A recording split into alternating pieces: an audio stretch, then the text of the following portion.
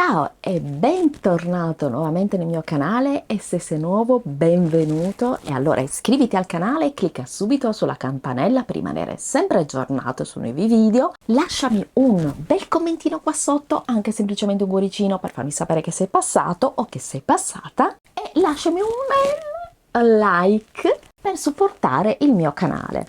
Oggi andiamo a vedere come capire le taglie di Burda Style. Questo è un video super richiesto perché le taglie di Burda non sono taglie italiane ma sono taglie tedesche, per cui dobbiamo stare attenti a prendere giustamente le misure per evitare di sbagliare la taglia e quindi magari farla troppo grande e non rispettando le nostre misure. Quindi la prima cosa che devi fare è prendere le misure del tuo corpo.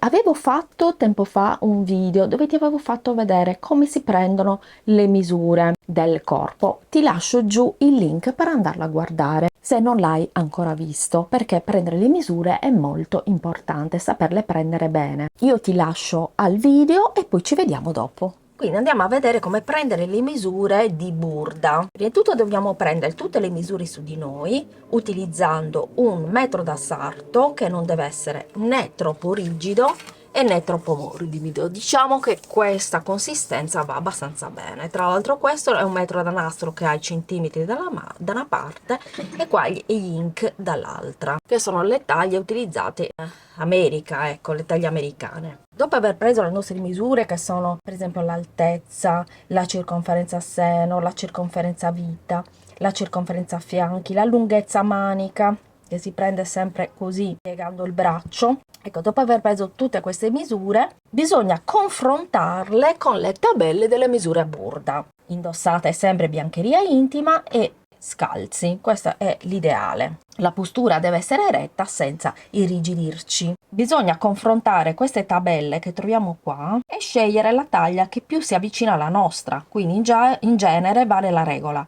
Per camicette, abiti e giacche e cappotti bisogna orientarsi sulla circonferenza seno-torace. Per gonne e pantaloni, circonferenza fianchi. Possiamo anche modificare il cartamodello e aggiungere o togliere centimetri di differenza fra le nostre misure e quelle della tabella, perché ogni cartamodello ha le linee per le diverse taglie, sono tracciate in successione. Per esempio questa è quella verde, queste sono le linee che sono diverse, questa per esempio è tratteggiata, questa è un po' particolare, che è la taglia più grande, questa è la taglia un pochettino più piccola, sempre più piccola, sempre più piccola e sempre più piccola. Quindi dobbiamo prendere in considerazione, diciamo, la taglia che più si avvicina alla nostra. Andiamo a vedere nel dettaglio. Ci sono nel caso del cartamodelli Burda le taglie per donna di statura di 1,68 m, le taglie corte per donna di una statura di 1,60 m e le taglie lunghe per donna di una statura di 1,76 m. Cosa differisce tra queste taglie? Allora andiamo a vedere le taglie per donna di una statura di 1,68 m, che poi è quella che utilizzo io. Abbiamo ad esempio la circonferenza seno. Mettiamo che di circonferenza seno ho 92, di circonferenza vita ho 74, circonferenza fianchi per esempio ho 98. Questa è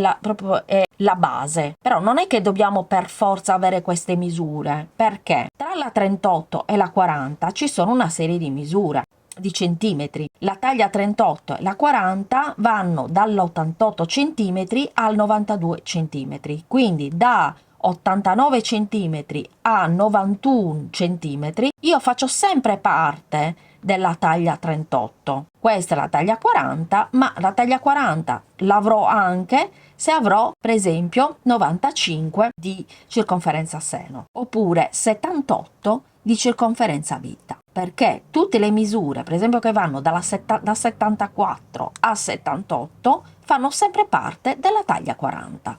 75, 76, 77 centimetri fanno tutte parte sempre della taglia 40. Come possiamo vedere le taglie non sono italiane perché queste misure corrispondono alla 44 italiana. Quindi è vero che si dice sempre fai una taglia in meno, fai 2 taglie in meno, sì, ok, Per essere proprio sicuri al 100% che il cartamodello ci starà a pennello, bisogna sempre controllare tutte le misure. Per quanto invece riguarda le taglie corte, quindi di una statura che è di 160, rispetto alla taglia standard, che è quella che abbiamo visto prima di 1,68 m, differiscono le misure delle lunghezze, mentre quelle delle circonferenze sono uguali, quindi è solo la lunghezza che cambia, quindi in questo caso sarà più corta. Mentre per quanto riguarda le taglie lunghe per donna, quindi di 1,76 m, anche in questo caso cambiano le lunghezze, ma quelle della circonferenza sono uguali, perché sono per una donna più alta. Poi abbiamo le taglie per bambini, per ragazza, per ragazzo e le taglie normali da uomo.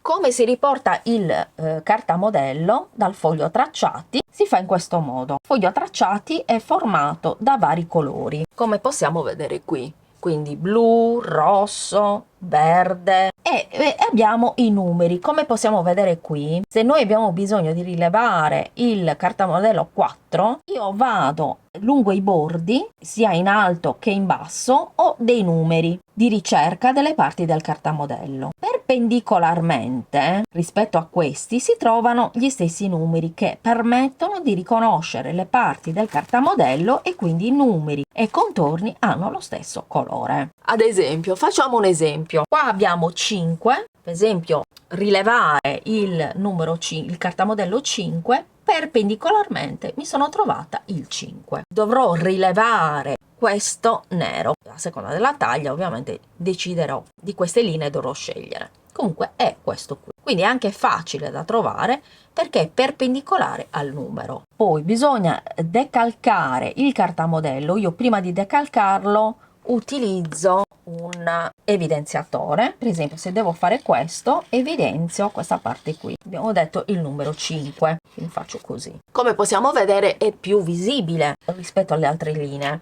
Quindi cosa si fa? Si mette sopra la carta velina e si disegna il contorno. Oppure si può utilizzare la carta copiativa burda sopra il foglio di carta da pacchi. Quindi si può fare anche così. Io preferisco utilizzare la carta velina. Sulla carta vanno sempre riportate tutte le indicazioni, le scritte, i numeri di congiunzione, tutti i simboli che troviamo nel cartamodello, che sono tutti spiegati qua. La linea di congiunzione, i numeri di congiunzione, i segni di attaccatura delle maniche, i segni di congiunzione, forbici, segno piega, segno apertura, posizione della bottonatura, piedino e altri simboli, per esempio arricciare, molleggiare e tendere. La linea tratteggiata invece indica che il cartamodello si riproduce solo metà del pezzo, quindi il cartamodello deve essere appoggiato con questa linea sulla ripiegatura del tessuto messo in strato doppio. Il cartamodello extra ha uno sfondo rosa, quindi è facile da individuare e si può ritagliare direttamente dal foglio tracciati, che è questo qui. Lo vediamo qua, questo che rimane rosa. Lo vediamo bene anche qui, questo rosa. È più visibile, diciamo, rispetto agli altri. È più facile da decalcare. Spero che il video ti sia stato utile. E allora iscriviti al canale e lasciami un bel like e un bel commentino qua sotto. Fammi sapere anche se hai idee di video, richieste di video da farmi. Se vuoi una consulenza personalizzata non ti resta che scrivere al mio WhatsApp, ti lascio giù tutti i recapiti per potermi contattare. Non accetto le chiamate, solamente i messaggi, quindi mi raccomando. Oppure puoi scrivere alla mia email cristianacarpentieri@gmail.com. Quindi ti lascio giù tutti i link per potermi seguire anche nei social. Io sono su Facebook, su Instagram, su TikTok e mi trovi anche su Telegram, dove ho un mio gruppo. Siete tutti invitati. Giù trovi tutti i link. Io ti mando un grande bacio, sartoriale ma soprattutto terapeutico, perché il cucito è terapia. Ciao! Al prossimo video. Ti aspetto!